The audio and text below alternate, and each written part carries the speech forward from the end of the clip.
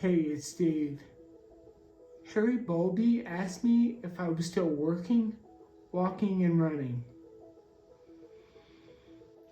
I used to fall a lot because of foot drop. It happens so often to me. Wow. Even though I amazingly got up every time with not much more than cuts and bruises, there was always a moment of sheer terror when I thought maybe this time I won't get up. But now everything's changed. I told him yes to everything but running. I want to talk about why I personally don't run and why I probably will never run again. So you might know, I was born with a shortened heel cord in my right leg. My parents and doctors attributed it to cerebral palsy. But kids are resilient, and I adapted. Growing up, I played sports, ran, hiked, everything. Nothing stopped me. But then the tragedy of multiple sclerosis hit me shortly into my 20s. That innocent limp that I never caused me problems before changed, and I started falling a lot. Foot drop was such a consistent, terrible reason for falling. I tried everything: physical therapy, exercises, electric stimulation. I went through every gadget or device I could find, but deep down I knew they would probably not work. I think what probably hinted me the most was the nerve stimulation machine. When I was using it, it worked great. Every time the machine would fire, my toes would raise up like normal. But then after I stopped the machine, I would get up and my foot would drag. And more often than not, I would end up face down on the floor. When I was sitting down, I remember I would concentrate on my toes and try to raise them. They would only raise, I think, about at best 50%.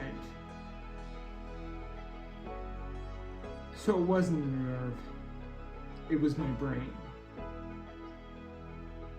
It just so happened both CP and MS were conditions that don't respond well to non-surgical options.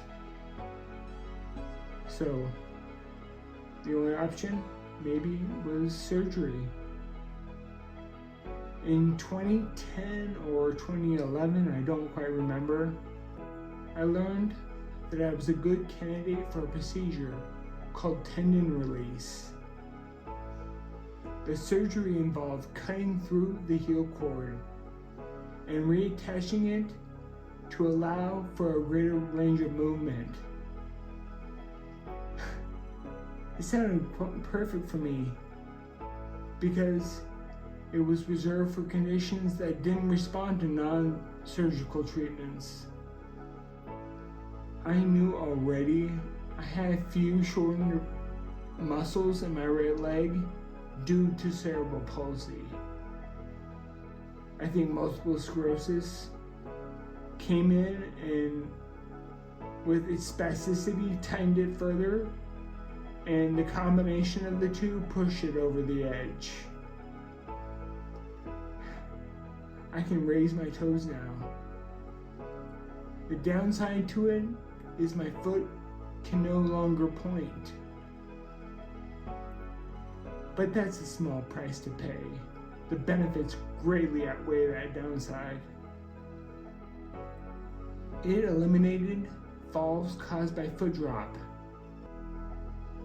But getting back to Harry's question, during running, every stride needs a push off through the toes. At that point, both feet are off the ground. If you lift your foot prior to the toe off, then it throws off the stride and prevents forward motion. But that's not the problem with walking. When walking during the transfer, both feet are on the ground, so a toe off is not needed. If I was able to go back and make that decision again about the surgery, I would probably make the same one. I definitely would make the same one. Sure, I give up running, but I gained the ability to stop dragging my foot and preventing foot drop, which led to regaining the ability to walk without any assistance. So I hope that answers your question, Harry. Thanks for watching. Make sure to like and subscribe so you never miss a video. Until the next one.